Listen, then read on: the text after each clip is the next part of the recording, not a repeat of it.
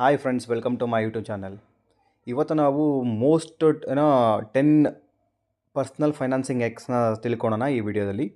First rule ಬಂದು 7531 SIP rule ಅಂತ ಕರಿತೀವಿ. ಇದರಲ್ಲಿ ಸಿಂಪಲ್ 7 ಅಂದರೆ ನೀವು ಒಂದು ಮ್ಯೂಚುವಲ್ ಫಂಡನ್ನು ಸೆಲೆಕ್ಟ್ ಮಾಡಿ 7 ಇಯರ್ಸ್ವರೆಗೂ ಲಾಂಗ್ ಟರ್ಮ್ ಇನ್ವೆಸ್ಟ್ಮೆಂಟಿಗೆ ಹೋಲ್ಡ್ ಮಾಡಿ. ಅದು ನಿಮಗೆ 5 ಸ್ಟ್ಯಾಂಡ್ ಫಾರ್ ನೀವು ಇನ್ವೆಸ್ಟ್ಮೆಂಟ್ ಮಾಡಬೇಕು, ಡೈವರ್ಸಿಫಿಕೇಷನ್ ಮಾಡಬೇಕು ಅಂದರೆ ಮ್ಯಾಕ್ಸಿಮಮ್ ಒಂದು 5 ಮ್ಯೂಚುವಲ್ ಫಂಡಲ್ಲಿ ಡಿಫ್ರೆಂಟ್ ಮ್ಯೂಚುವಲ್ ಫಂಡಲ್ಲಿ ಇನ್ವೆಸ್ಟ್ಮೆಂಟ್ ಮಾಡಿ, not more than that. Because ನೀವು ತುಂಬ ಮ್ಯೂಚುವಲ್ ಫಂಡ್ನ ಬೈ ಮಾಡೋದು ಏನಾಗುತ್ತೆ, ಓವರಾಲ್ ಮಾರ್ಕೆಟ್ನ ಬೈ ಮಾಡ್ದಂಗೆ ಆಗುತ್ತೆ.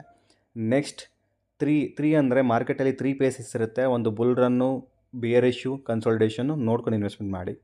Then 1 stand for increasing SIPs contribution annually. ಅಂದರೆ ಎವ್ರಿ ಇಯರ್ ನೀವೇನು ಮಾಡ್ತೀರಿ, ಇವತ್ತು ಈ ವರ್ಷದ 5,000 ನೀವು ಕಟ್ಟಿರೋ ನೆಕ್ಸ್ಟ್ ವರ್ಷದಲ್ಲಿ 5,000 1,000 ಆ್ಯಡ್ ಮಾಡಿ 6,000 ಆ್ಯಡ್ ಮಾಡಿ.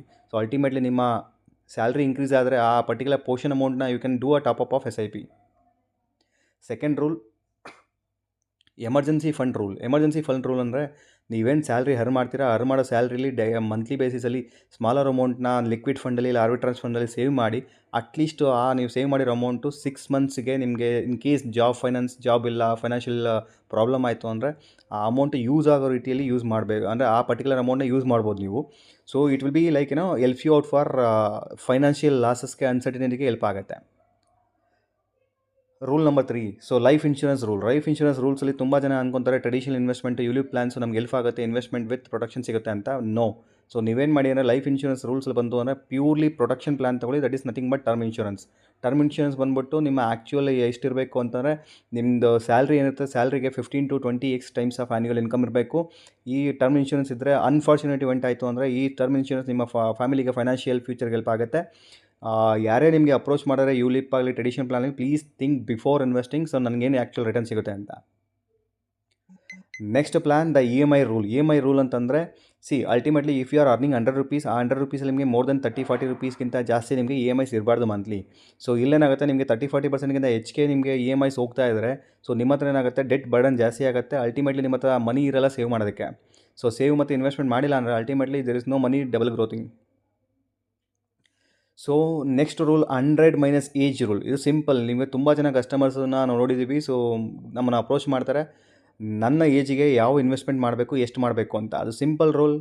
ಒಂದು ಸ್ಟ್ಯಾಂಡರ್ಡ್ ಏಜ್ ಬಂದ್ಬಿಟ್ಟು 100 years minus your current age ಏನಿದೆ ಅದನ್ನು ನೀವು ಮೈನಸ್ ಮಾಡಿದ್ರೆ ನಿಮಗೆ ಗೊತ್ತಾಗುತ್ತೆ ಈಕ್ವಿಟಿಲಿ ಎಷ್ಟು ಹಾಕಬೇಕು, ಡೆಟಲ್ಲಿ ಎಷ್ಟು ಹಾಕಬೇಕು ಅಂತ. ಎಕ್ಸಾಂಪಲ್ ತೊಗೊಂಡ್ರೆ, if you are 30 years old, 100 - 30 is nothing but 70% ಈಕ್ವಿಟಿಲಿ ಇಡಿ. So 30% you can keep in to a debt or balance fund ಆಗ್ಬೋದು, ಇಲ್ಲ ಸೇವಿಂಗ್ಸ್ ಅಕೌಂಟ್, ಇಲ್ಲ FD ಇಡ್ಬೋದು.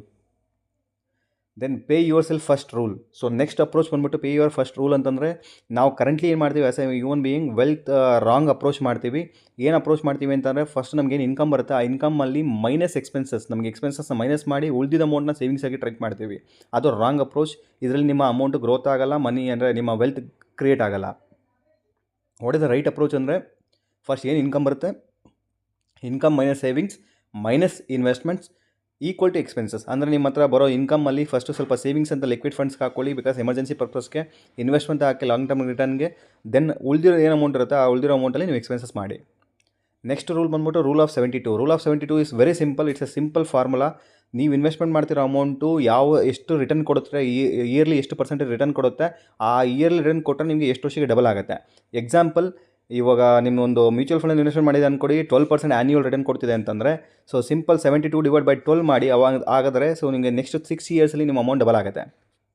ಸೊ ಇದು ನಮ್ಮ ಇವತ್ತಿನ ಫೈನಾನ್ಷಿಯಲ್ ಫ್ರೀಡಮ್ ಬೇಕಾಗಿರೋಂಥ ಸ್ಟೆಪ್ಸ್ ಆ್ಯಂಡ್ ಎಕ್ಸ್ಪ್ಲನೇಷನ್ಸ್. ನಿಮಗೆ ಯಾವ ಪರ್ಟಿಕ್ಯುಲರ್ ಫೈನಾನ್ಷಿಯಲ್ ಫ್ರೀಡಮ್ ಸ್ಟೆಪ್ಸ್ ಇಷ್ಟ ಆಗುತ್ತೆ, ಇಲ್ಲ ಅದು ನಿಮ್ಗೆ ಸೂಟಬಲ್ ಆಗುತ್ತೆ, you can choose it and start investing it. So happy investing. ನಿಮಗೆ ಈ ವಿಡಿಯೋ ಇಷ್ಟ ಆದಲ್ಲಿ ಪ್ಲೀಸ್ ಲೈಕ್ ಮಾಡಿ, ಸಬ್ಸ್ಕ್ರೈಬ್ ಮಾಡಿ. Thank you.